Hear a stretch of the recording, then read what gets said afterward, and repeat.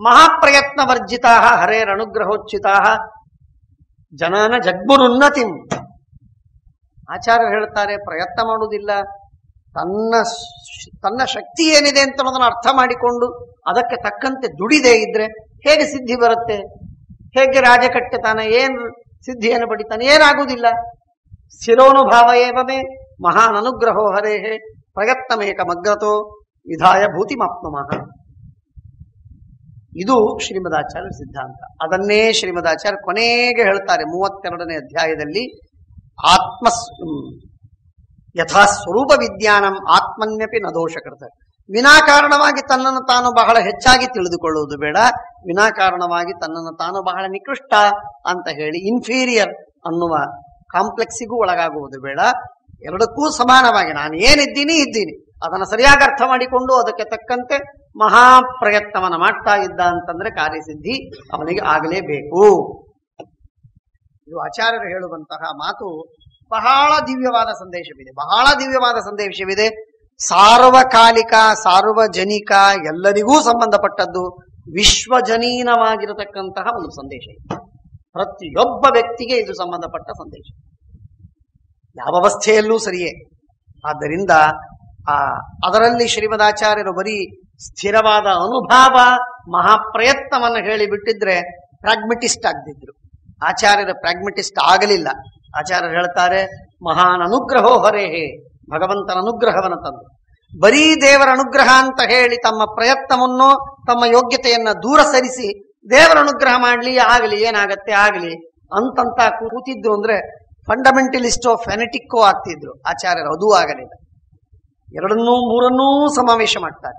ಸ್ಥಿರವಾದ ಅನುಭವ, ಭಗವಂತನ ಅನುಗ್ರಹ, ತಾವು ಮಾಡುವ ಪ್ರಯತ್ನ, ಈ ಮೂರನ್ನೂ ಸೇರಿಸಿ ಆಚಾರ್ಯರ ಸಿದ್ಧಾಂತವೇ ಹೀಗೆ ಅಪರೂಪದ ಸಿದ್ಧಾಂತ. ಎಲ್ಲರೂ ಓರೆಯಾಗಿ ನೋಡಿದರೆ ಆಚಾರ್ಯರು ನೆಟ್ಟಗೆ ನೋಡ್ತಾರೆ. ಹಾಗಾಗಿ ಓರೆಯಾಗಿ ನೋಡಿದರೆ ಆ ವಸ್ತು ಸ್ವಲ್ಪ ತಿರುಚಿ ಕಾಣುತ್ತೆ, ಅದು ಅಂಕೊಡೊಂಕಾಗಿ ಕಾಣುತ್ತೆ.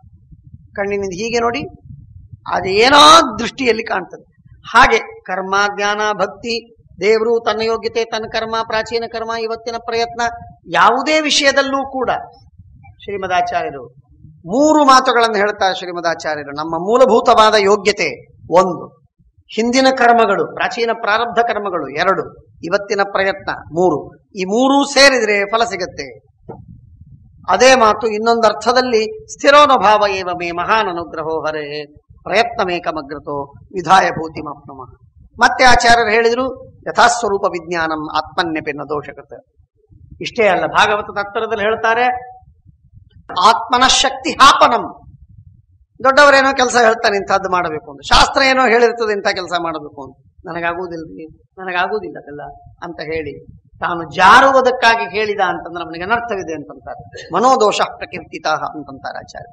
ಹಾಗಾಗಿ ಈ ಎಲ್ಲ ಮಾತುಗಳನ್ನ ನಾವು ಸೇರಿಸಿ ಆಚಾರ್ಯರ ಈ ಒಂದು ಸಿದ್ಧಾಂತದ ಬಗ್ಗೆ ನಾವು ತಿಳಿಯುವುದಾದರೆ ವ್ಯವಸ್ಥಿತವಾಗಿ ತನ್ನನ್ನು ತಾನು ಅನುಭವದಿಂದ ತಾನು ತಿಳಿಬೇಕು, ಗುರುಗಳಿಂದ ತಿಳ್ಕೋಬೇಕು, ದೊಡ್ಡವರಿಂದ ಹಿರಿಯರಿಂದ ಕೇಳಿ ತಿಳ್ಕೋಬೇಕು, ಮಾರ್ಗವನ್ನು ಕಂಡು ಅದಕ್ಕೆ ಮಹಾಪ್ರಯತ್ನವನ್ನು ಮಾಡಬೇಕು.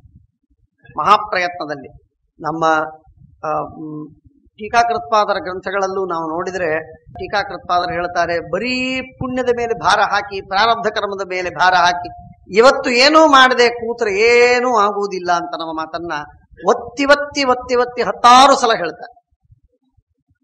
ನಮ್ಮ ಆಚಾರ್ಯರ, ನಮ್ಮ ತೀರ್ಥರೂಪರ ವೈಯಕ್ತಿಕ ಸಿದ್ಧಾಂತವೂ ಹಾಗೆ ಬಹಳ ನಿಷ್ಠುರವಾದ ಸಿದ್ಧಾಂತ.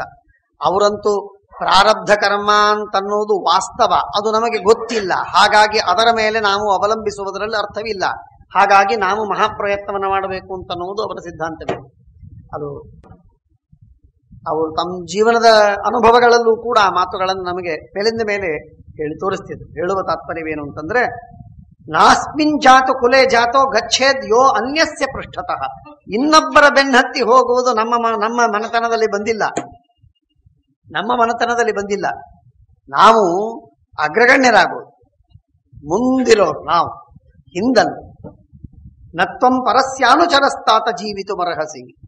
ಇನ್ನೊಬ್ಬರಿಗೆ ಅನುಚರನಾಗಿ, ಇನ್ನೊಬ್ಬರಿಗೆ ಸೇವಕನಾಗಿ ಅವರ ಬೆನ್ನತ್ತಿ ನೀನು ಹೋಗಿ ಅವರು ಹೇಳಿದ್ದನ್ನು ಪಾಲನೆ ಮಾಡತಕ್ಕಂತಹ ಒಂದು ಹೇಡಿ ಮನುಷ್ಯನಾಗಬೇಡ ನೀನು. ಇನ್ನೊಬ್ಬರ ಆಜ್ಞಾಧಾರಕನಾಗಬೇಡ, ಇನ್ನೊಬ್ಬರಿಗೆ ಆಜ್ಞಾಕಾರಕನಾಗು ನೀನು. ಪೂರ್ವೈ ಪೂರ್ವತರೈ ಪ್ರೋಕ್ತಂ ಪರೈ ಪರತರೈರಪಿ ಶಾಶ್ವತಂ ಚಾವ್ಯಯಂ ಚೈವ ಪ್ರಜಾಪತಿ ವಿನಿರ್ಮಿತಂ ಅಹಂ ಹಿ ಕ್ಷತ್ರ ಹೃದಯಂ ವೇದ ಯತ್ ಪರಿಶಾಶ್ವತಂ. ಅತ್ಯಂತ ಶಾಶ್ವತವಾದ ಕ್ಷತ್ರಿಯರ ಹೃದಯ, ಕ್ಷತ್ರಿಯರ ಸತ್ವ, ಅಂತಃಸತ್ವ ಬಹಳ ಮಹತ್ವದ್ದು. ಮನುಷ್ಯನ ಮಾನಸಿಕವಾದ ಬಲವೇನಿದೆ ನೋಡಿ, ಬಹಳ ಮಹತ್ವದ್ದು. ಮನುಷ್ಯನಿಗೆ ಏನಿದ್ರೂ ಸರಿ, ಏನಿಲ್ಲದೆ ಇದ್ರೂ ಸರಿ, ಮಾನಸಿಕವಾಗಿ ದುರ್ಬಲನಾದವನು ದೇಹದಿಂದ ಅತ್ಯಂತ ಹೀನನಾಗ್ತಾನೆ.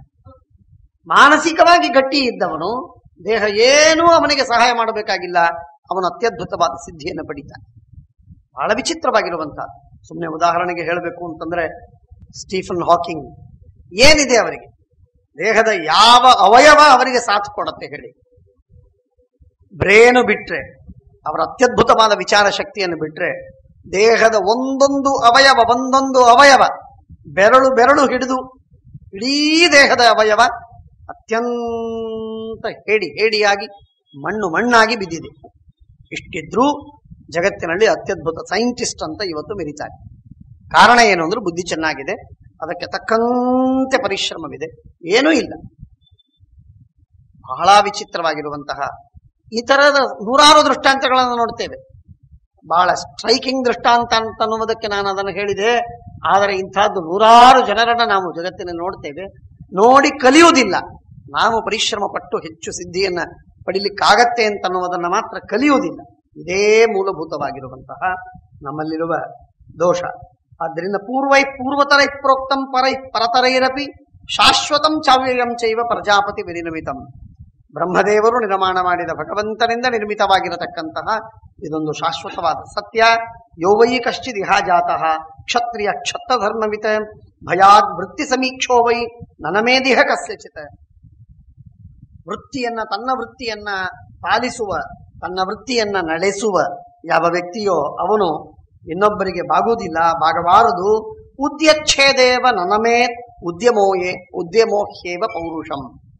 ಉದ್ಯಮ ಅಂತನ್ನುವುದು ಮನುಷ್ಯನಿಗೆ ಸಾಮಾನ್ಯವಾಗಿ ಏನಾಗತ್ತೆ ಅಂತಂದ್ರೆ, ನಮ್ಮ ದೇಹ ಬಹಳ ವಿಚಿತ್ರವಾಗಿದೆ, ಎಲ್ಲ ಗೊತ್ತಿದ್ದ ಮಾತು.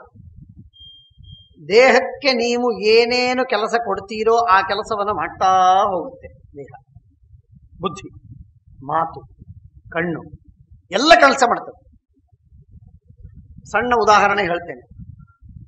ನಮ್ಮ ಈ ಸ್ಪೆಕ್ಟ್ಸ್ ಇದ್ದ ನಮ್ಮ ಎಲ್ಲ ಜನರಿಗೆ, ಅರ್ಥಾತ್ ಚಿಕ್ಕ ವಯಸ್ಸಿನಲ್ಲೇನೆ ದೂರದ ನೋಡ್ಲಿಕ್ಕಾಗದೇ ಇದ್ದಂತಹ ಜನರಿಗೆ ಡಾಕ್ಟರ್ಸ್ ಹೇಳೋದೇನು ಅಂದ್ರೆ, ಡಾರ್ವಿನ್ ಥಿಯರಿಯ ಪ್ರಕಾರ ದೂರದ ವಸ್ತುವನ್ನು ನೋಡುವುದು ಕಮ್ಮಿ ಆಯಿತು. ಕಮ್ಮಿ ಆದದ್ದಕ್ಕೆ ಶಾರ್ಟ್ ಸೈಟ್ ಅಂತ ಅನ್ನೋದು ಡೆವಲಪ್ ಆಗಿದೆ. ಅದು ಹಾಗೆ ಆಗೋದೇ. ಇನ್ನು ಅದಕ್ಕೇನು ಉಪಾಯ ಇಲ್ಲ. ಇದಕ್ಕೇನು ಉಪಾಯ? ನೀವು ಒಂದು ಉಪಾಯವನ್ನು ಮಾಡ್ರಿ. ನಿಮ್ಮ ಈ ಕಣ್ಣು ಸುಧಾರಣೆ ಆಗಬೇಕಾದ್ರೆ ದೂರದ ವಸ್ತುವನ್ನು ನೋಡುವುದಕ್ಕೆ ಪ್ರಯತ್ನ ಮಾಡಿ. ನೋಡ್ಲಿಕ್ಕೆ ಶುರು ಮಾಡಿದಿರಿ ಅಂತಂದ್ರೆ ನಿಮ್ಮ ಕಣ್ಣು ಸುಧಾರಣೆ ಆಗತ್ತೆ ಅಂತ ಹೇಳ್ತಾರೆ.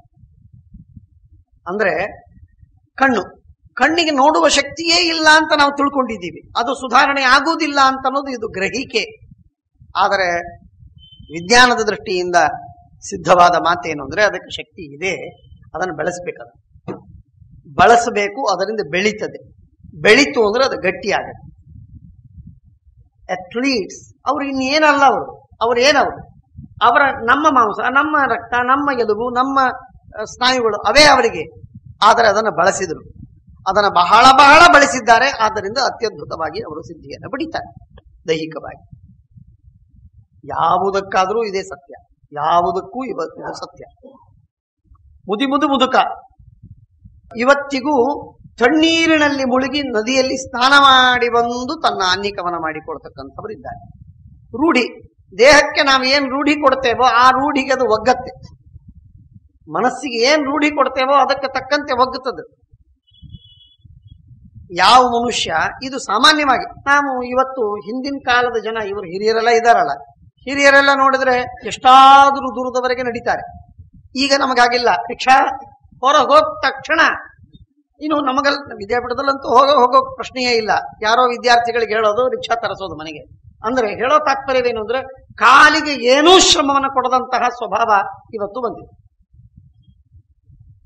ಸುಮ್ಮನೆ ಉದಾಹರಣೆಗೆ ಹೇಳ್ತೇನೆ. ಒಬ್ಬ ವ್ಯಕ್ತಿ ಕೆಳಗಿದ್ದ, ನನ್ನ ಹತ್ರ ಒಬ್ಬ ವ್ಯಕ್ತಿ ಕೂತಿದ್ದ. ಅವನಿಗೆ ಕೇಳದೆ ಇಂಥ ವ್ಯಕ್ತಿ ಇದ್ದಾನೇನಪ್ಪ, ಹೌದು ಇದ್ದಾರೆ ಅಂತ ಅವನ್ ಕರಿ ಅಂತ ಫೋನ್ ಮಾಡಿದ ಮೊಬೈಲ್ನಿಂದ. ಕೆಳಗೆ ಹೋಗಿ ಕರೆಯೋದು ಅಂದ್ರೆ ಸಂಗತಿ ಹೇಳ್ತೇನೆ ನಾನು, ಟೀಕೆ ಮಾಡ್ತಾ ಇಲ್ಲ. ಕೆಳಗೆ ಹೋಗಿ ಕರೆಯದೆ ಅಲ್ಲಿಂದ ಕೂತಲ್ಲಿ ಫೋನ್ ಮಾಡಿದ. ಅಂದ್ರೆ ಮನುಷ್ಯನಿಗೆ ಒಗ್ಗೋಗಿದೆ, ಉಂಡೋಗಿದೆ. ಪರಿಶ್ರಮ ಅನ್ನುವುದು ಯಾವ ಮಟ್ಟದಲ್ಲೂ ಬೇಡ ಅಂತನ್ನುವಷ್ಟರ ಮಟ್ಟಿಗೆ ಬಂದು ಹೋಗಿದೆ. ನಲ್ಲಿ ಅಲ್ಲ, ಹೇಳ್ತಾ ಹೋದ್ರೆ ಇದಕ್ಕೆ ಅನಂತ ಅಪರ. ಸುಮ್ಮನೆ ಹೇಳ್ತೀನಿ ಒಂದೆರಡು ಮಾತುಗಳು, ಸ್ವಲ್ಪ ಮಧ್ಯ ಮಧ್ಯ ಎಂಜಾಯ್ಮೆಂಟ್. ನಲ್ಲಿ ಹಿಂದಕ್ಕೆಲ್ಲ ಹಿತ್ತಾಳೆ ನಳಗಳು, ಅದನ್ನ ತಿರುಗಿಸಿ ತಿರುಗಿಸಿ ತಿರುಗಿಸಿ ನಮ್ಮ ಕೈಯೆಲ್ಲ ಹಣ್ಣಾಗ್ತಿರ್ಬೇಕು. ಅಂಥ ನಳಗಳೆಲ್ಲ ಹಿಂದಕ್ಕೆತ್ತಿತ್ತು ಪುರಾತನ ಕಾಲದಲ್ಲಿ, ಕ್ರಿಸ್ತಿ ಶಕ ಪೂರ್ವದಲ್ಲಿ. ಈಗೀಗ ಬಂದ ನಳೆಗಳು ಹೇಗೆ ಅಂತಂದ್ರೆ ಒಂದ್ ಸ್ವಲ್ಪ ಹೀಗಂದ್ರೆ ಸ್ಟಾರ್ಟ್ ಆಗತ್ತೆ, ಹೀಗಂದ್ರೆ ಬಂದಾಗತ್ತೆ. ಅದೂ ಸರಿ ಹೋಗೋದಿಲ್ಲ. ಹೀಗೆ ಅನ್ನೋದು ಯಾಕೆ? ನಾವು ಕೈ ಹಿಡಿದ್ಮೇಲೆ ನೀರು ತನ್ನಷ್ಟಕ್ಕೆ ತಾನೇ ಬೀಳ್ಬೇಕು, ತನ್ನಷ್ಟಕ್ಕೆ ತಾನೇ ತಿಳ್ಕೊಂಡು ಬೀಳ್ಬೇಕು. ಸೊ ಸೆನ್ಸಾರ್ ಕುಡಿಸಿದ್ರು ತನ್ನ ಕೈ ಹಿಡಿದ್ರೆ ಸಾಕು, ನೀರು ಬೀಳುತ್ತೆ. ಕೈ ದೂರ ತಕ್ಕೊಂಡ್ರೆ ನೀರು ಬೀಳುತ್ತೆ. ಇಷ್ಟರ ಮಟ್ಟಿಗೆ ಮನುಷ್ಯನಿಗೆ ಸೌಕರ್ಯ ಇದೆ. ಮನುಷ್ಯನಿಗೆ ಎಷ್ಟರ ಮಟ್ಟಿಗೆ ಸೌಕರ್ಯ ಅಂದ್ರೆ, ಬಾವಿಯಿಂದ ದೂರ 2 ಮೈಲಿ ಕೃಷ್ಣಾ ನದಿಗೆ ಹೋಗಿ ನೀರು ತಂದು ಮನೆಗೆ ಅಡಿಗೆ ಮಾಡಿ ಎಲ್ಲ ಇದೆಲ್ಲ ಬೇಕಾಗಿಲ್ಲ. ನಲ್ಲಿ ಬೇಕು, ನಲ್ಲಿ ಅಲ್ಲ, ದೂರದಲ್ಲಿ ಇದ್ರಲ್ಲ, ಮನೆಗೆ ಬೇಕು, ಮನೆಯಲ್ಲ, ಸಿಂಕಿನಲ್ಲಿ ಬೇಕು, ಸಿಂಕಿನಲ್ಲ, ಅದು ಮುಟ್ಟದೇ ಇದ್ರೂ ನೀರು ಬರ್ತಿರ್ಬೇಕು. ಇಷ್ಟು ವಿಚಿತ್ರವಾಗಿ ಅಂದ್ರೆ ಮನುಷ್ಯನಿಗೆ ಎಷ್ಟೆಷ್ಟು ಸೌಕರ್ಯಗಳನ್ನ ವಿಚಾರ ಮಾಡ್ತಾ ಇದ್ದಾನೆಂದ್ರೆ, ಊಹೆ ಮಾಡ್ಲಿಕ್ಕಾಗದೇ ಇದ್ದಷ್ಟು ಸೌಕರ್ಯಗಳು ಬೇಕಾಗಿದೆ. ಊಹೆ ಮಾಡ್ಲಿಕ್ಕೇ ಸಾಧ್ಯವಿಲ್ಲದೆ ಇದ್ದಷ್ಟು ಸೌಕರ್ಯಗಳು ಬೇಕು. ಅದು ಬಹಳ ಒಂದರ್ಥದಲ್ಲಿ ಯದ್ಯಪಿ ನಾವು ಪ್ರಗತಿಯನ್ನು ಮಾಡ್ತಾ ಇದ್ದೇವೆ ಒಂದರ್ಥದಲ್ಲಿ, ಆದರೆ ಇನ್ನೊಂದರ್ಥದಲ್ಲಿ ನಮ್ಮ ದೇಹದ ಬಲವನ್ನ ಹಾಗೂ ನಮ್ಮ ಬುದ್ಧಿಯ ಕೆಲವು ಶಕ್ತಿಗಳನ್ನ ನಾವು ವೇಸ್ಟ್ ಮಾಡ್ತಾ ಇದ್ದೇವೆ. ಆ ಶಕ್ತಿಗಳನ್ನ ಬಳಸ್ತಾ ಇಲ್ಲ, ಉಪಯೋಗಿಸ್ತಾ ಇಲ್ಲ. ನಮ್ಮ ದೇಹದ ನಾನಾ ಶಕ್ತಿಗಳಿವೆ, ನೂರಾರು ಶಕ್ತಿಗಳು. ಹೇಳಿದ್ದೇನೆ, ದೂರದ ವಸ್ತುವನ್ನು ನೋಡುವ ಶಕ್ತಿ ನಮ್ಮ ಕಣ್ಣಿಗಿದೆ, ಹದ್ದಿಗಿದ್ದ ಶಕ್ತಿ ನಮಗಿದೆ. ಸ್ವಾಭಾವಿಕವಾಗಿ ಹದ್ದಿನಲ್ಲಿದ್ದದ್ದು ನಮ್ಮ ಮನುಷ್ಯರಾಗ್ತಾ ಇರುವಾಗಲೇನೆ ಡಾರ್ವಿನ್ ಪ್ರಕಾರ ಕಮ್ಮಿ ಆಗಿದೆ. ಡಾರ್ವಿನ್ ಥಿಯರಿ ಒಪ್ಪುವುದಿದ್ರೆ ಕಮ್ಮಿ ಆಗಿದೆ, ಚಿಂತೆ ಇಲ್ಲ. ಆದರೆ ಅದರಲ್ಲೂ ನಾವು ಕಡಿಮೆ ಮಾಡ್ಕೊಂಡು ಕೂತಿದ್ದೀವಿ, ದೂರಿಂದ ನಾವು ನೋಡ್ಲಿಕ್ಕೆ ತಯಾರಿಲ್ಲ. ಹೀಗೆ ನಮ್ಮ ನಾನಾ ವಿಧವಾದಂತಹದ್ದು ನಮ್ಮಲ್ಲೇನು ರೂಢಿಗಳನ್ನು ನಾವು ಮಾಡಿಕೊಳ್ತೇವೆ, ಅದರಿಂದ ನಮ್ಮ ನ್ಯೂನತೆಗಳು ಹೆಚ್ಚಾಗ್ತಾ ಇವೆ, ಸಿದ್ಧಿಗಳು ಉನ್ನತಿ ಕಮ್ಮಿ ಆಗ್ತಾ ಇದೆ. ಇದಕ್ಕೆ ಬೇಕಾಗಿರುವಂತಹದ್ದು, ಅದಕ್ಕಾಗಿ ನಮ್ಮಲ್ಲಿ ತಪಸ್ಸಿಗೆ ಬಹಳ ಮಹತ್ವ. ತಪಸ್ಸಿಗೆ ಯಾಕೆ ಮಹತ್ವ ಅಂದ್ರೆ, ದೇಹ ಕ್ರಿಶ್ಚಿಯನ್ರಲ್ಲೂ ಕೂಡ ಹೇಳ್ತಾನೆ, you should subjugate your body to the mind. ನಿಮ್ಮ ಮನಸ್ಸು ಮತ್ತು ಆತ್ಮಗಳಿಗೆ ದ ಬಾಡಿ ಶುಡ್ ಸಬ್ಜುಗೇಟೆಡ್, ಅದು ಸಬಾರ್ಡಿನೇಟ್ ಆಗಬೇಕು, ಅದು ಉಪಸರ್ಜನವಾಗಬೇಕು, ಆತ್ಮ ಪ್ರಧಾನವಾಗಬೇಕು, ದೇಹ ಉಪಸರ್ಜನವಾಗಬೇಕು, ಗೌಣವಾಗಬೇಕು. ಹಾಗಾಗಿಲ್ಲ. ಈಗ ದೇಹ ಡಾಮಿನೇಟ್ ಮಾಡುತ್ತೆ, ನಾಲಿಗೆ ಡಾಮಿನೇಟ್ ಮಾಡುತ್ತೆ, ಇಂದ್ರಿಯಗಳು ತಮ್ಮ ಹಠವನ್ನು ತಾವು ಸಾಧಿಸ್ತವೆ. ಅದಕ್ಕೆ ನಾವು ಪೂರ್ಣ ಮನಸೋಕ್ತವಾಗಿ ಅವುಗಳಿಗೆ ಅವಕಾಶವನ್ನು ಕೊಟ್ಟು ಬಿಟ್ಟಿದ್ದೇವೆ. ಇದೆಲ್ಲ ನಮ್ಮ ದುರಂತ. ಉದ್ಯಚ್ಛೇದೇವ ನನಮೇ ಉದ್ಯಮೋಹ್ಯೇವ ಪೌರುಷಂ. ಈ ಮಿಲಿಟರಿಯಲ್ಲಿದ್ದವರಿಗೆ ಇದ್ದವರಿಗೆ ಅವರು ಯಾವಾಗಲೂ ಮೇಲಿಂದ ನಿತ್ಯವೂ ಅಷ್ಟು ವ್ಯಾಯಾಮವನ್ನು ಮಾಡಬೇಕು. ಯುದ್ಧವಾಗೋದು, ಪಾಕಿನ ಯುದ್ಧ ಯಾವಾಗ ಆಗತ್ತೋ, ಚೈನಾ ಯುದ್ಧ ಯಾವಾಗ ಆಗತ್ತೋ, ಆಗೋದೇ ಇಲ್ವೋ, ಏನೇ ಇರಲಿ, ನಿತ್ಯ ಅವರು ಅಷ್ಟು ಪರಿಶ್ರಮ ಪಡಬೇಕು ದೇಹದಿಂದ. ಅಷ್ಟು ದೇಹದ ಪರಿಶ್ರಮ ಪಟ್ಟರೆ ಮಾತ್ರ ಸಿದ್ಧರಾಗಲಿಕ್ಕೆ ಸಾಧ್ಯವಾಗುತ್ತೆ, ಆಗುವುದಿಲ್ಲ. ಹಾಗಾಗಿ ಅಪ್ಯಪರ್ವಣಿ ಭಜ್ಯೇತ ನನಮೇತೇಹ ಕಸ್ಯಚಿತ. ಯಾರಿಗೂ ಬಾಗುವುದಲ್ಲ, ಅಪರ್ವಣಿ ಭಜ್ಯೇತ. ಆ ಪರ್ವ ಅಂದ್ರೆ ಪರ್ವ, ಆ ಮಧ್ಯದ ಗಂಟು, ಆ ಗಂಟಿಲ್ದೇ ಇದ್ದಲ್ಲಿ ಮುರಿಬಹುದು, ಚಿಂತೆ ಇಲ್ಲ. ಆದರೆ ಇನ್ನೊಬ್ಬರಿಗೆ ಬಾಗುವುದಲ್ಲ, ಕ್ಷತ್ರಿಯ ಬಾಗಬಾರದು. ಬ್ರಾಹ್ಮಣೇಭ್ಯೋ ನಮೇನ್ನಿತ್ಯಂ ಧರ್ಮಾಯ ಇವಚ ಸಂಜಯ. ಸೊಕ್ಕಿನಿಂದ ಇರು ಅಂತ ನಾನು ಹೇಳ್ತಾ ಇಲ್ಲ. ಬ್ರಾಹ್ಮಣರಿಗೆ ನಮಸ್ಕಾರ ಮಾಡು, ಧರ್ಮಕ್ಕೆ ನಮಸ್ಕಾರ ಮಾಡು. ಶತ್ರುಗಳಿಗೆ ನಮಸ್ಕಾರ ಮಾಡಿ ತಾನು ತಲೆ ತಗ್ಗಿಸಿ ನಡಿತೇನೆ ಅಂತ ಅನ್ಬೇಡ, ಅದು ಮಾತ್ರ ಅನ್ಬೇಡ, ಅದು ಒಪ್ಪುವುದಿಲ್ಲ. ನಿಯಚ್ಛನ್ ಇತರಾನ್ ವರ್ಣಾನ್ ವಿನಿಘ್ನನ್ ಸರ್ವದುಷ್ಕೃತಃ ಸಸಹಾಯೋ ಅಸಹಾಯೋವ ಯಾವಜ್ಜೀವಂ ತಥಾ ಭವೆ. ಒಳ್ಳೆ ಪಾಪಿಷ್ಠರು ಅಂತ ಯಾರಿದ್ದಾರೆ ಅವರೆಲ್ಲರನ್ನ ನೀನು ದಂಡನ ಮಾಡುವುದಕ್ಕೆ ಸಿದ್ಧನಾಗಬೇಕು ಅಂತ ಹೇಳಿ ಉಪದೇಶ ಮಾಡಿದಾಗ, ಆಗ ಮಗ ಹೇಳ್ತಾನೆ, ಅಮ್ಮ ಕಿನ್ನುತೆ ಮಾಂ ಅಪಶ್ಯಂತ್ಯಾಹ ಪೃಥಿವ್ಯಾ ಅಪಿ ಸರ್ವಥ. ನಾನು ಕಾಣದಿದ್ದಂತೆ ಓಡಿ ಹೋದ ಮೇಲೆ ನೀನು ಬದುಕಿ ಏನು ಮಾಡ್ತಿ? ನಾನು ಸತ್ತ ಮೇಲೆ ನಿನಗೇನ ಗತಿ ಇದೆ ಹೇಳು ಅಂದ್ರೆ ಆಗ ಅವಳು ಹೇಳ್ತಾರೆ, ಸದ್ಭಿರ್ ವಿಗರ್ಹಿತಂ ಮಾರ್ಗಂ ತ್ಯಜ ಮೂರ್ಖ ನಿಷೇವಿತಂ. ನೀನು ಸತ್ತಾದ್ರೂ ನೋಡು ನಾನು ಎಷ್ಟು ಸುಖವಾಗಿರ್ತೀನಿ ತಿಳ್ಕೊ. ನಾನು ಸರ್ವಥಾ ದುಃಖ ಪಡುವುದಿಲ್ಲ, ಅಂಥ ಹೆಣ್ಣೇ ಅಲ್ಲ ನಾನು. ನನ್ನ ಗಂಡ ಮಹಾ ಪರಾಕ್ರಮಿ, ನಮ್ಮಪ್ಪ ಮಹಾಶೂರ. ಆ ಮಹಾಶೂರನಾದ ತಂದೆಯಿಂದ ಹುಟ್ಟಿ ಅತ್ಯಂತ ಪರಾಕ್ರಮಿಯಾದ ಗಂಡನ ಕೈ ಹಿಡಿದು ನಿನ್ನನ್ನು ಹೆತ್ತ ಮೇಲೆ ನಾನು ನನ್ನ ಮಗ ಬದುಕಬೇಕು ಅಂತ ಆಸೆ ಪಡ್ತೇನಾ? ಮಗ ಬದುಕಬೇಕು ಅಂತ ಆಸೆ ಪಡುವುದಿಲ್ಲ, ಮಗ ವಿಜಯಿಯಾಗಬೇಕು ಅಂತ ಆಸೆ ಪಡ್ತೇನೆ. ವಿಜಯಿಯಾದರೆ ಆಗಲಿ, ಇಲ್ಲದಿದ್ರೆ ಸತ್ತೋಗು, ಹೀಗೇ ನನ್ನ ಆಸೆ. ಅನುತ್ಥಾನವತಾ ಚಾಪಿ ದುರ್ವಿನೀತೇನ ದುರ್ಧಿಯ ರಮತೆ ಅಸ್ತು ಪುತ್ರೇಣ ಮೋಘಂ ತಸ್ಯ ಪ್ರಜಾಫಲಂ. ಅನುತ್ಥಾನವತಾ ಚೈವ ಚಾಪಿ ದುರ್ವಿನೀತೇನ ದುರ್ಧಿಯ. ವಿನಯ ಇಲ್ಲ, ದುರ್ಬುದ್ಧಿ ಇದ್ದವ, ಪ್ರಯತ್ನವನ್ನೇ ಮಾಡುವುದಿಲ್ಲ, ಏನೂ ಪ್ರಯತ್ನ ಮಾಡುವುದಿಲ್ಲ. ಇಂಥ ಅಕರ್ಮಣ್ಯನಾದಂತಹ ಮೂರ್ಖ ಮಗ. ಆ ಮಗನನ್ನ ಇಟ್ಕೊಂಡು ಯಾರು ಸಂತೋಷ ಪಡ್ತಾಳೋ ಅವಳು ಹುಚ್ಚಿ, ದಡ್ಡಿ ಅಂತ ಅರ್ಥ. ಬುದ್ಧಿನೇ ಇಲ್ಲ ಅಂತ ಅರ್ಥ. ಅವಳು ಬದುಕಿದ್ದು ವ್ಯರ್ಥ. ನಾನು ಯಾಕೆ ಬದುಕಲಿ ಅಂಥ ಜೀವನವನ್ನ? ಏನೂ ಕರ್ಮವನ್ನ ಮಾಡದ, ಏನೂ ಪರಿಶ್ರಮವನ್ನ ಪಡೆದಂತಹ ನಿನ್ನಂತಹ ಮಗನನ್ನ ಇಟ್ಟುಕೊಂಡು ಮಗ ಬದುಕಿದ್ದಾನೆ ಅಂತ ಸಂತೋಷದಿಂದ ನಾನು ಸುಖವಾಗಿರಲ್ಲ? ಅಂಥ ಹುಚ್ಚು ನನಗಿಲ್ಲ. ಯಸ್ಯ ಸ್ವಲ್ಪಂ ಪ್ರಿಯಂ ಲೋಕೆ ಧ್ರುವಂ ತಸ್ಯಲ್ಪಂ ಅಪ್ರಿಯಂ. ಯಾವನಿಗೆ ಸ್ವಲ್ಪ ಪ್ರಿಯವಾದದ್ದು ತಸ್ಯ ಅಲ್ಪಂ ಅಪ್ರಿಯಂ, ಅವನಿಗೆ ಅಪ್ರಿಯವಾದದ್ದು ಸ್ವಲ್ಪ. ಪುತ್ರ ಮತ್ತೆ ಮಗ ಅಂತಾನೆ. ನೇಯಂ ಮತಿಸ್ತ್ವಯಾ ವಾಚ್ಯ ಮಾತಃ ಪುತ್ರೇ ವಿಶೇಷತಃ ಕಾರುಣ್ಯಮೇವ ಪಶ್ಯತ್ತಂ ಭೂತ್ವೇಹ ಜಡಮೂಕವತ. ನನ್ನನ್ನ ನೀನು ಇಷ್ಟು ತಿವುದು ಒತ್ತಾಯ ಮಾಡಿ ನನಗೆ ಉಪದೇಶ ಮಾಡ್ತೀಯಲ್ಲ, ಮಾಡಬೇಡ. ಹೀಗೆ ಕಾರುಣ್ಯ ಮಾಡಬೇಕು, ನನ್ನ ಮೇಲೆ ದಯೆ ಮಾಡಬೇಕು. ನಾನು ಮಾಡುವ ಕೆಲಸಕ್ಕೆ ನಾನು ಸೋತು ಬಂದಿದ್ದೇನೆ, ನನ್ನ ಮೇಲೆ ದಯೆ ಮಾಡು ನೀನು. ಅದಕ್ಕೆ ಹೇಳ್ತಾಳೆ, ಅಥೋ ಮೇ ಭೂಯಸಿ ನಂದಿರಿ ಯದೇವ ಮನುಪಶ್ಯಸಿ ಚೋದ್ಯಂ ಮಾಂ ಚೋದಯಸ್ಯೇ ತದ್ಭೃಶಂ ವೈ ಚೋದಯಾಮಿತೆ. ನೀನು ನನ್ನ ಮೇಲೆ ದಯೆ ಮಾಡು ಅಂತ ನಾನು ನಿನ್ ಕೇಳ್ತೀನಿ. ನೀನೇ ನನ್ನ ಮೇಲೆ ದಯೆ ಮಾಡು, ನಿನ್ನ ಹೆಂಡತಿ ಮಕ್ಕಳ ಮೇಲೆ ದಯೆ ಮಾಡು. ಏನೂ ಕೆಲಸ ಮಾಡದೆ, ಏನೂ ಹಣವನ್ನು ಸಂಪಾದನೆ ಮಾಡದೆ ಮನೆಯಲ್ಲಿ ಕೂತ್ಕೊಂಡಿದೆಯಲ್ಲ, ನಿನಗೆ ನಾನು ಬಯೋದು. ಅವನಂತಾನೆ, ಅಕೋಶಸ್ಯ ಅಸಹಾಯಸ್ಯ ಕುತಸಿದ್ಧಿರ್ಜಯೋ ಮಮ. ನನಗೆ ಕೋಶ ಇಲ್ಲ, ಭಂಡಾರ ಇಲ್ಲ, ಸಹಾಯ ಇಲ್ಲ ಯಾರು. ನಾನೆಲ್ಲಿ ಗೆಲ್ಲಿಕ್ ಸಾಧ್ಯ? ನನಗೆ ಹೇಗೆ ಗೆಲ್ಲೋದಾಗತ್ತೆ? ಇತ್ಯವಸ್ಥಾಂ ವಿದಿತ್ವೈತಾಂ ಆತ್ಮನಿ ದಾರುಣಾಂ.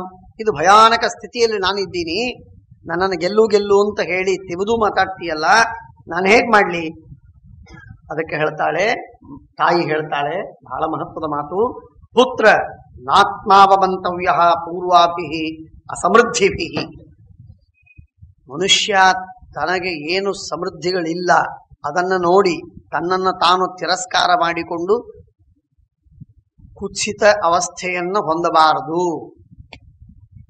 ಇದು ಮನುಷ್ಯ ತನಗೆ ತಾನು ಮಾಡಿಕೊಳ್ಳುವ ಅವಮಾನ. ಅದು ಸಮೃದ್ಧಿ ಇದ್ದರೇನು, ಅಸಮೃದ್ಧಿ ಇದ್ದರೇನು, ಕರ್ತೃತ್ವ ಇದ್ದರೆ, ಸತ್ವಶಾಲಿಯಾಗಿದ್ರೆ, ಸಾಮರ್ಥ್ಯವಿದ್ರೆ ಏನೂ ಸಿದ್ಧಿ ಪಡೀಲಿಕ್ಕಾಗತ್ತೆ.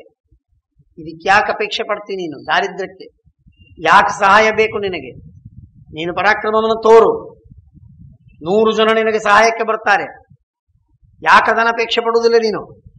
ಅಭೂತ್ವಾ ಹಿ ಭವಂತ್ಯರ್ಥಾಃ ಭೂತ್ವಾ ನಶ್ಯಂತಿ ಚಾಪರೆ. ಎಷ್ಟೆಷ್ಟೋ ಸಮೃದ್ಧಿಯನ್ನು ಪಡೆದವರಿದ್ದಾರೆ, ಸಮೃದ್ಧಿಯನ್ನು ಕಳಕೊಂಡವರಿದ್ದಾರೆ. ಅವರೆಲ್ಲರನ್ನ ಲೆಕ್ಕಕ್ಕಾಗಿ ಇಡಬೇಡ. ಅಮರ್ಷೇಣೈವ ಚಾಪ್ಯರ್ಥಾಃ ನಾರಬ್ಧವ್ಯಾಸ್ತು ಬಾಲಿಶೈ. ಸಿಟ್ಟಿನ ವಶದಲ್ಲಿ ಯುದ್ಧ ಮಾಡು ಅಂತ ನಾನು ಹೇಳುವುದಕ್ಕೆ ಹೊರಟಿಲ್ಲ.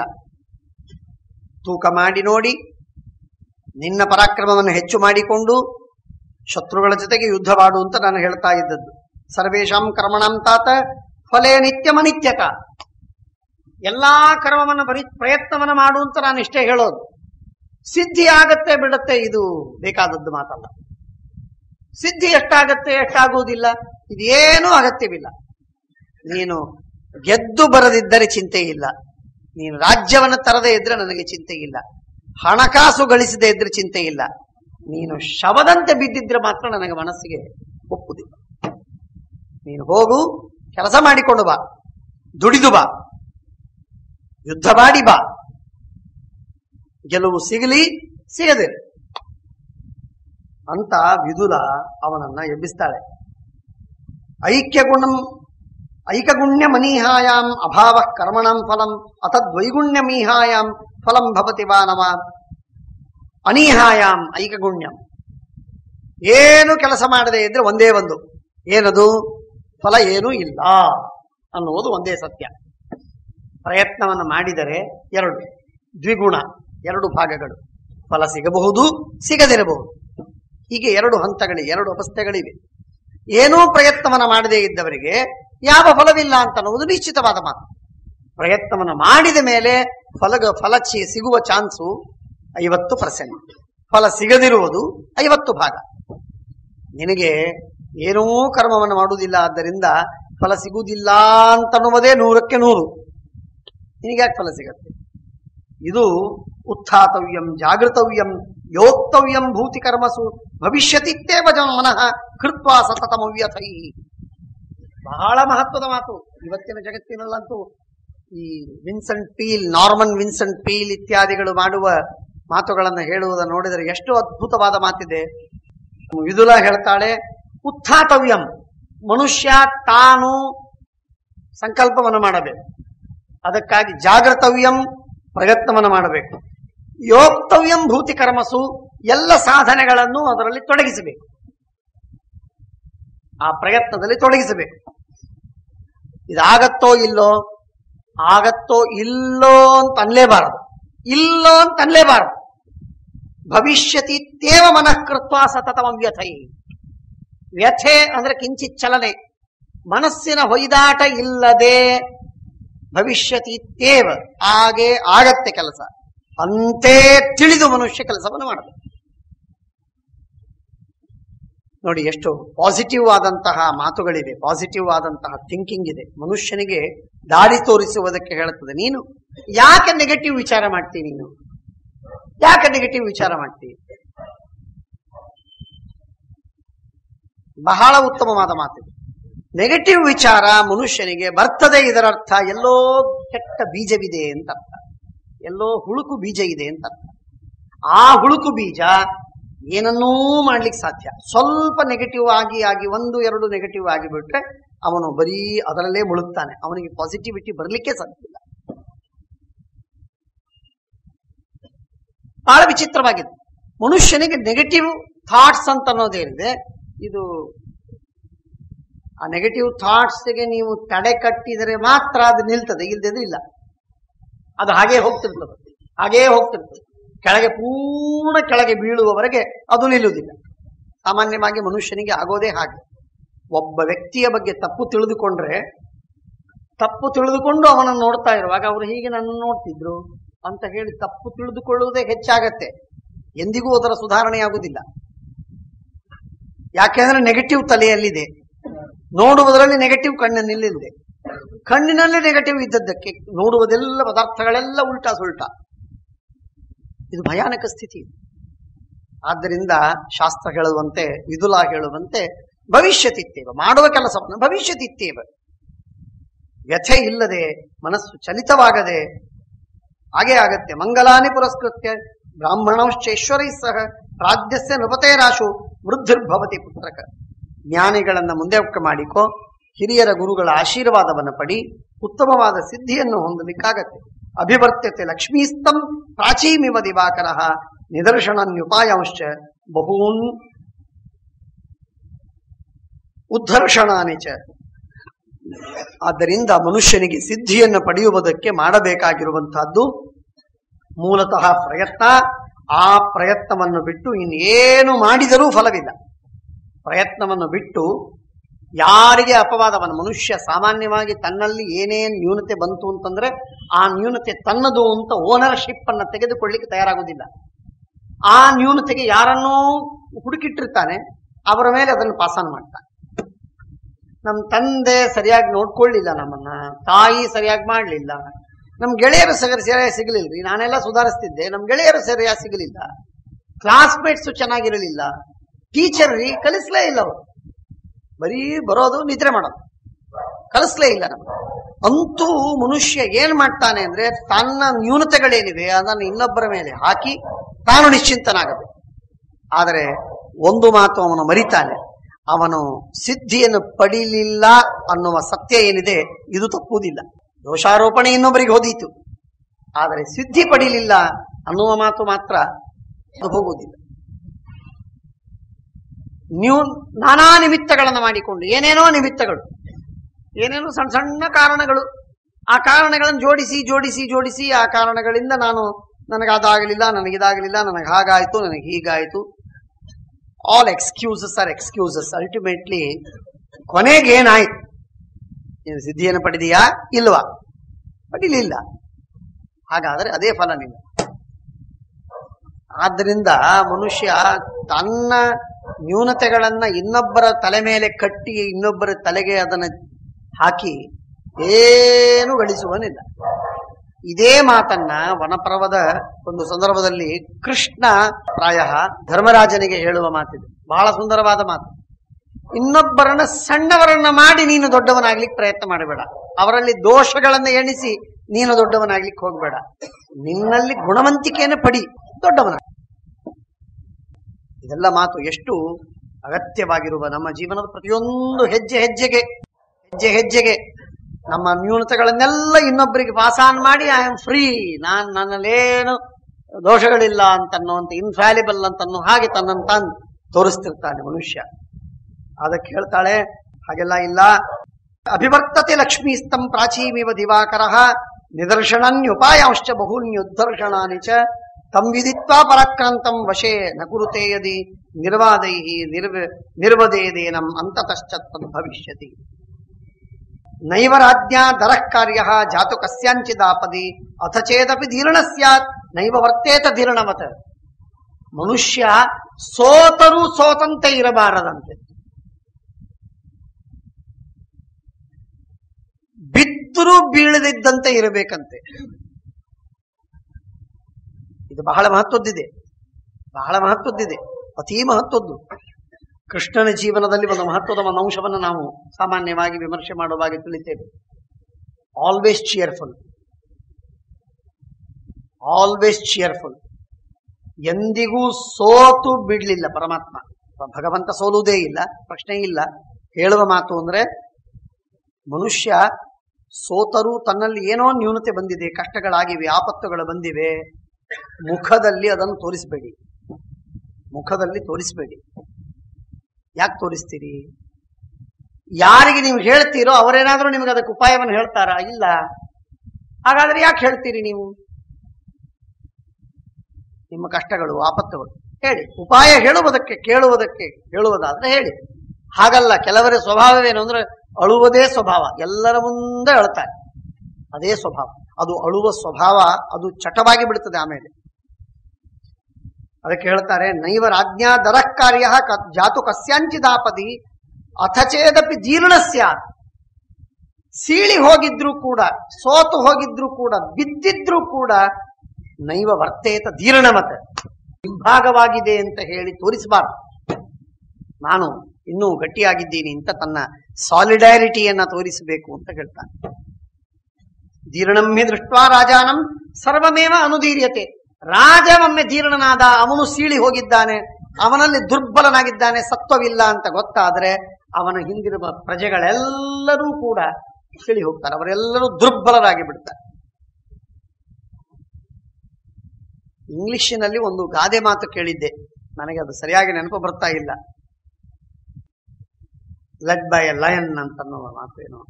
ಶೀಪ್ಸ್, ಕುರಿಗಳಿಗೆ ಒಂದು ಸಿಂಹದ ಒಂದು ಮುಖಂಡತೆ ಇದ್ರೆ ಸಾಕು, ಚೆನ್ನಾಗಿರ್ತದೆ ಹೊರತು ಸಿಂಹಗಳ ಗುಂಪಿಗೆ ಕುರಿ ಮುಖಂಡವಾಗಿರಬಾರದು. ಸಿಂಹಗಳ ಗುಂಪಿಗೆ ಕುರಿ ಮುಖಂಡವಾಗಿರಬಾರದು, ಕುರಿಗಳ ಗುಂಪಿಗೆ ಸಿಂಹ ಮುಖಂಡವಾಗಿರುವುದು ಉತ್ತಮ. ಹಾಗಾಗಿ ಮುಖಂಡನಲ್ಲಿ, ಮುಂದಾಳುವಿನಲ್ಲಿ ಇರುವ ಶಕ್ತಿ ಏನಿದೆ ಅದು ಇರಲಿ ಬಿಡ್ಲಿ, ಅದು ಟ್ರಾನ್ಸ್ಫರ್ ಆಗ್ತಿರ್ತದೆ. ಹಿಂದಾಳುಗಳಲ್ಲಿ ಅದು ಟ್ರಾನ್ಸ್ಫರ್ ಆಗ್ತಿರ್ತದೆ, ಎಲ್ಲ ಕಡೆಗೆ ಪರ್ಮಿಯೇಟ್ ಆಗುತ್ತದೆ. ಆದ್ದರಿಂದ ಮುಂದಾಳುವಿನಲ್ಲಿ ಬಹಳ ಬಹಳ ಬಲ ಬೇಕು, ಬಹಳ ಸತ್ವ ಬೇಕು, ಬಹಳ ಅದ್ಭುತವಾದ ಶಕ್ತಿ ಇದ್ದರೆ ಮಾತ್ರ ಹಿಂದಾಳುಗಳಲ್ಲಿ ಆ ಶಕ್ತಿ ಬರ್ತದೆ. ನೀನು ರಾಜನಾಗಿ ಸೀಳಿ ಬಿದ್ದಂತೆ ಬೀಳ್ಬೇಡ, ದುರ್ಬಲನಾಗಿ ಹೋಗಬೇಡ, ಪ್ರಬಲನಾಗಿ ನೀನು ಎದುರಿಸು. ಮಾದೀದರಸ್ತಂ ಸುಹೃದ ಮಾತ್ವಾಂ ಧೀರಣಂ ಪ್ರಹಾಸಿಷು ಪ್ರಭಾವಂ ಪೌರುಷಂ ಬುದ್ಧಿಂ ಜಿಜ್ಞಾಸಂತ್ಯಾ ಮಯಾ ತವ ವಿದಧತ್ಯಾ ಸಮಾಶ್ವಾಸ ಮುಕ್ತಂ ತೇಜೋಭಿವೃದ್ಧಯೇ. ನಿನ್ನ ತೇಜಸ್ಸನ್ನ ಬೆಳೆಸುವುದಕ್ಕಾಗಿ ನಾನು ಈ ಎಲ್ಲ ಉಪದೇಶಗಳನ್ನು ಹೇಳ್ತಾ ಇದ್ದೇನೆ. ನೀನು ಹಾಳಾಗಿದ್ದಿ, ದುರ್ಬಲನಾಗಿದ್ದಿ ಅಂತಾದರೆ ಜನ ನಿನ್ನನ್ನು ಬಿಟ್ಟು ಹೋಗ್ತಾರೆ, ಗೆಳೆಯರು ನಿನ್ನನ್ನು ಬಿಟ್ಟು ಬಿಡ್ತಾರೆ, ತೊರೆದು ಬಿಡ್ತಾರೆ. ಆದ್ದರಿಂದ ಹಾಗಾಗುವುದು ಬೇಡ. ಅಸ್ಥಿರ ಕೋಶ ನಿಚಯ ಮಹಾನ್ ಅವಿದಿತಸ್ತವ ತಮಹಂ ವೇದ ನಾಣ್ಯಸ್ತಂ ಉಪಸಂಪಾದಯಾಮಿತೆ. ಬೇಕಾದಷ್ಟು ಕೋಶವಿದೆ, ದೊಡ್ಡದು. ಸಂತ್ಯ ನೈಕಶತ ಭೂಯ ಸುಹೃದಸ್ತವ ಸಂಜಯ. ಬೇಕಾದಷ್ಟು ಕೋಶವಿದೆ, ಬೇಕಾದಷ್ಟು ಗೆಳೆಯರಿದ್ದಾರೆ. ಸುಖ ದುಃಖ ಸಹಾವೀರ ಸಂಗ್ರಾಮದ ನಿವರ್ತಿನಃ. ಯುದ್ಧಕ್ಕೆ ಬಂದರೆ ಪಲಾಯನ ಮಾಡದಿರುವಂತಹ ಗೆಳೆಯರು ನಿನಗೆ 100 ಜನ. ಅಷ್ಟೆಲ್ಲ ಇದ್ದಾಗ ಅವರೆಲ್ಲರನ್ನು ಕೂಡಿಸದ ಹೊರತು ನಿನ್ನ ಬಲ ನಿನಗೆ ಗೊತ್ತಾಗುವುದಿಲ್ಲ. ಅದನ್ನು ಅರ್ಥ ಮಾಡಿಕೋ ಅಂತ ಹೇಳ್ತಾರೆ. ಆಗ ಉದಕೆ ನೌರಿಯಂ ಧಾರಿಯ ವಕ್ತವ್ಯಂ ಪ್ರವಣೇಮಯ ಯಸ್ಯ ಮೇ ಭವತಿ ನೇತ್ರಿ ಭವಿಷ್ಯತ್ ಭೂತಿದರ್ಶಿನಿ. ತಾಯಿಗೆ ಸಾಷ್ಟಾಂಗ ನಮಸ್ಕಾರ ಹಾಕ್ತಾನೆ ಕೊನೆಗೆ ಸಂಜಯ. ಅವನಂದ, ಅಮ್ಮ, ಇಂಥ ಹೆಣ್ಣನ್ನ ನಾನು ನೋಡಿಲ್ಲ, ಇಂಥ ಶಕ್ತಿ ಪ್ರೋತ್ಸಾಹನೆಯನ್ನು ಕೊಡುವ ತಾಯಿಯನ್ನು ಕಂಡೇ ಇಲ್ಲ ನಾನು. ಎಂಥ ಅದ್ಭುತವಾದದ್ದು! ನೀರಿನಲ್ಲಿ ದೋಣಿಯಂತೆ ನೀನು ನನಗೆ ಬಂದು ಇಂಥ ಗಟ್ಟಿಯಾಗಿ ನನ್ನನ್ನು ಧಾರಣೆ ಮಾಡಿದಿ, ರಕ್ಷಣೆ ಮಾಡಿದಿ. ಯಸ್ಯಮೇ ಭವತಿ ನೇತ್ರಿ, ನನಗೆ ನಾಯಕಳಾಗಿ ಸರಿಯಾಗಿ ಮಾರ್ಗದರ್ಶನವನ್ನು ಮಾಡಿ ಭವಿಷ್ಯದ್ ಭೂತಿದರ್ಶಿನಿ, ಮುಂದಾಗುವ ಉತ್ತಮವಾದ ಉನ್ನತಿ ಮಹಾಭವಿತವ್ಯ ಅವುಗಳಿಗೆ ನೀನು ಕಾರಣವಾಗ್ತಾ ಇದ್ದಿ. ಅಹಮ್ಮೆ ವಚನಂ ತೊತ್ತ ಶುಶ್ರೂಷು ಅಪರಾಪರಂ ಕಿಂಚಿತ್ ಕಿಂಚಿತ್ ಪ್ರತಿವದನ್ ತೂಷ್ಣೀಮಾಸಂ ಮುಹುರ್ಮುಹು ಅತೃಪ್ಯನ್ನ ಅಮೃತಸ್ಸೇವ. ನಾನು ನೀನು ಉಪದೇಶ ಮಾಡ್ತಾ ಇರುವಾಗ ಮಧ್ಯ ಮಧ್ಯದಲ್ಲಿ ನಾನು ತಿರುಗಿ ಮಾತಾಡಿದೆ, ಪ್ರತಿಯಾಗಿ ಮಾತಾಡಿದೆ. ಯಾಕೆ ಅಂದ್ರೆ ನೀನು ಮಾಡುವ ಉಪದೇಶವನ್ನ ಇನ್ನಷ್ಟು ಹೆಚ್ಚು ಕೇಳಬೇಕು ಎಂಬ ಲಾಲಸೆಯಿಂದ ನಾನು ಮಾತಾಡಿದ್ದು. ನಿನ್ನ ಉಪದೇಶ ಕೇಳಿ ನನಗೆ ಪೂರ್ಣ ತೃಪ್ತಿಯಾಗಿದೆ. ನೀನಾಡಿದಂತೆ ನಾನು ಮಾಡ್ತೇನೆ, ಇದರಲ್ಲಿ ಎಂದೂ ಹಿಂದೆ ಸರಿಯುವುದಿಲ್ಲ ಅಂತ ಸಂಜಯ ಪ್ರತಿಯಾಗಿ ಉತ್ತರವನ್ನು ಕೊಡ್ತಾನೆ. ಕಿಂಚಿತ್ ಕಿಂಚಿತ್ ಪ್ರತಿವದನ್ ತೂಷ್ಣೀಮಾಸಂ ಮುಹುರ್ಮುಹು. ಸುಮ್ಮನೆ ಆಗ್ತಿದ್ದೆ, ಮಧ್ಯ ಮಧ್ಯದಲ್ಲಿ ನೀನಾಡಿದ ಮಾತಿಗೆ ಪ್ರತಿಯಾಗಿ ಮಾತಾಡ್ತಿದ್ದೆ, ಮತ್ತೆ ಸುಮ್ಮನಾಗ್ತಿದ್ದೆ. ಯಾಕೆ ಅಂದ್ರೆ ಅತೃಪ್ಯನ್ನ ಅಮೃತಸ್ಸೇವ. ಅಮೃತವನ್ನ ಪಾನ ಮಾಡುವುದಕ್ಕೆ ಬೇಡ ಅಂತ ಅನ್ಲಿಕ್ಕಾಗತ್ತಾ? ಎಷ್ಟು ತೃಪ್ತಿ ಆಗತ್ತೆ ಕುಡಿದ್ರೆ, ಎಷ್ಟು ಕುಡಿದ್ರೂ ತೃಪ್ತಿ ಆಗುವುದಿಲ್ಲ. ಹಾಗೆ ಉದ್ಯಚ್ಛಾಮ್ಯೇವ ಶತ್ರುಣಾಂ ನಿಯಮಾರ್ಥಂ ಜಯಾಯಚ. ಅವರನ್ನ ಶತ್ರುಗಳನ್ನು ಸೋಲಿಸುವುದಕ್ಕಾಗಿ, ಅವರನ್ನು ಗೆಲ್ಲುವುದಕ್ಕಾಗಿ ನಾನು ಮಹಾಪ್ರಯತ್ನವನ್ನು ಮಾಡ್ತೇನೆ. ಸದಶ್ವ ಇವ ಸಕ್ಷಿಪ್ತ ಋಣನ್ನೋ ವಾಕ್ಯಸಾಯಕೈ. ಒಳ್ಳೆ ಬಾಣ ಹೊಡೆದಾಗ, ಚಾಡಿಯಿಂದ ಹೊಡೆದಾಗ ಹೇಗೆ ಕುದುರೆ ಜಿಗಿದು ಎದ್ದು ನಿಂತು ಜಿಗಿದು ಹಾರಿ ತನ್ನ ಕೆಲಸವನ್ನು ಮಾಡಬೇಕೋ ಅಂತ ಆ ರೀತಿಯಲ್ಲಿ ಆ ಸಂಜಯ ಮಾಡಿದ. ಹಾಗೆ ನೀನೂ ಕೂಡ ಸಿದ್ಧಿಯನ್ನು ಪಡಿ ಅಂತ ಹೇಳಿ ಕೃಷ್ಣ ನನ್ನ ಮಗನಾದ ಧರ್ಮರಾಜನಿಗೆ ಯುದ್ಧ ಬೇಡ ಅಂತ ಹೇಳಿ ಅಕರ್ಮಣ್ಯನಾದ ಧರ್ಮರಾಜನಿಗೆ ನೀನು ಉಪದೇಶವನ್ನು ಮಾಡು. ಅಭೀಕ್ಷಣಂ ಗರ್ಭಿಣೀ ಶ್ರುತ್ವಾ ಧ್ರುವಂ ವೀರಂ ಪ್ರಜಾಯತೆ. ಹೇಳ್ತಾಳೆ, ಇದಮುದ್ಧರ್ಷಣಂ ಭೀಮಂ ತೇಜೋವರ್ಧನಮುತ್ತಮಂ ರಾಜನಂ ಶ್ರಾವಯನ್ ಮಂತ್ರಿ ಸೀದಂತಂ ಶತ್ರುಪೀಡಿತಂ. ಈ ಉಪದೇಶವನ್ನ ರಾಜನಿಗೆ, ಶತ್ರುವಿನಿಂದ ಪೀಡಿತನಾದ ರಾಜನಿಗೆ ಈ ಉಪದೇಶವನ್ನು ಕೇಳಿಸಬೇಕು. ಅದರಿಂದ ಅವನು ಉತ್ತಮವಾದ ಜಯವನ್ನು ಗಳಿಸ್ತಾನೆ. ಜಯೋನಾಮೇತಿಹಾಸೋಯಂ ಶ್ರೋತವ್ಯೋ ವಿಜಿಗೀಷುಣ ಮಹೀಂ ವಿಜಯತೆ ಕ್ಷಿಪ್ರಂ ಶುತ್ವಾ ಶತ್ರುಂಶ್ಚ ಮರ್ದತಿ. ಭೂಮಿಯನ್ನು ಗೆದ್ದು ಉತ್ತಮವಾದ ಸಿದ್ಧಿಯನ್ನು ಪಡಿತಾನೆ. ಇದು ಉತ್ತಮ ಮಕ್ಕಳನ್ನು ಕೊಡುವಂತಹದ್ದು. ಅಭೀಕ್ಷಣಂ ಗರ್ಭಿಣೀ ಶುತ್ವ. ಗರ್ಭಿಣಿಯಾದವಳು ಈ ಕಥೆಯನ್ನ, ಈ ವಿದುರಾ ಉಪದೇಶವನ್ನ ಮೇಲಿಂದ ಮೇಲೆ ಕೇಳಿ ಕೇಳಿ ಕೇಳಿ ಧ್ರುವಂ ವೀರಂ ಪ್ರಜಾಯತೆ, ಭಾರಿ ಉತ್ತಮನಾದಂತಹ ಮಗನನ್ನ ಪಡಿತಾಳಂತೆ. ಉತ್ತಮನಾದ ಮಹಾಶೂರ, ಮಹಾಪರಾಕ್ರಮಿ, ಅಖಂಡವಾಗಿ ಸಿದ್ಧಿಯನ್ನು ಪಡೆಯುವ ಉತ್ತಮನಾದ ಮಗನನ್ನ ಪಡಿತಾಳಂತೆ. ವಿದ್ಯಾಶೂರಂ ತಪಶೂರಂ ದಾನಶೂರಂ ತಪಸ್ವಿನಂ ಬ್ರಾಹ್ಮ್ಯ ಶ್ರಿಯಾ ದಿವ್ಯಮಾನಂ ಸಾಧುವಾದೇ ಚ ಸಮ್ಮತಂ ಅರ್ಚಿಷ್ಮಂತಂ ಬಲೋಪೇತಂ ಮಹಾಭಾಗಂ ಮಹಾರಥಂ ಧೃತಿವಂತಂ ಅನಾದೃಶ್ಯಂ ಜೇತಾರಂ ಅಪರಾಜಿತಂ ನಿಯಂತಾರಂ ಅಸಾಧೂನಾಂ ಗೋಪ್ತಾರಂ ಧರ್ಮಚಾರಿಣಾಂ ಈದೃಶಂ ಕ್ಷತ್ರಿಯ ಸೂತೆ ವೀರಂ ಸತ್ಯಪರಾಕ್ರಮಂ. ಈ ವಿದುಲೋಪಾಖ್ಯಾನ, ವಿದುಲ ತನ್ನ ಮಗನಿಗೆ ಉಪದೇಶ ಮಾಡಿದ ಈ ಅಧ್ಯಾಯಗಳನ್ನು ಕೇಳಿದರೆ ಆಗ ಎಲ್ಲ ಉತ್ತಮವಾದಂತಹ ಕ್ಷತ್ರಿಯರಿಗೆ ಬೇಕಾದ ಏನೇನು ಗುಣಗಳೋ ಆ ಎಲ್ಲ ಗುಣವಂತನಾದಂತಹ ಉತ್ತಮನಾದ ಮಗನನ್ನ ಕ್ಷತ್ರಿಯ ತಾಯಿ ಪಡಿತಾಳೆ. ಆದ್ದರಿಂದ ಅವಶ್ಯವಾಗಿ ಇದನ್ನು ಹೇಳಬೇಕು. ಅದಕ್ಕಾಗಿ ನಾನು ಈ ಮಾತನ್ನ ನಿನಗೆ ಹೇಳಿದ್ದೇನೆ. ಕೃಷ್ಣ, ಇದನ್ನು ನೀನು ಧರ್ಮರಾಜನಿಗೆ ಇದನ್ನು ತಲುಪಿಸು. ಕುಂತಿ ಕೃಷ್ಣನಿಗೆ ಹೇಳ್ತಾ ಇದ್ದಾಳೆ, ಸರ್ವಜ್ಞನಾದ ಕೃಷ್ಣನಿಗೆ. ಸರ್ವಜ್ಞನಾದ ಕೃಷ್ಣನ ಮುಖದಿಂದ ಧರ್ಮರಾಜ ಕೇಳಿದರೆ ಇನ್ನು ಧರ್ಮರಾಜನಿಗೆ ಇನ್ನೆಷ್ಟು ಪರಿಣಾಮವಾಗಲಿಕ್ಕಿಲ್ಲ, ಏನು ಪ್ರಭಾವವಾಗಲಿಕ್ಕಿಲ್ಲ. ಅದನ್ನು ನಾವು ಆಲೋಚನೆ ಮಾಡಬೇಕು. ಅಂತಹ ಉತ್ತಮವಾದಂತಹ ಉಪದೇಶವನ್ನ ವಿದುಲೋಪಾಖ್ಯಾನ ಅಂತ ಇದನ್ನು ಕರೀತಾರೆ. ಆ ಉಪದೇಶವನ್ನು ಮಾಡಿ ಕುಂತಿ ಇನ್ನೂ ಅನೇಕ ಮಾತುಗಳನ್ನ ಹೇಳುವವಳಿದ್ದಾರೆ. ಶ್ರೀಕೃಷ್ಣ ನಮಸ್ತೆ.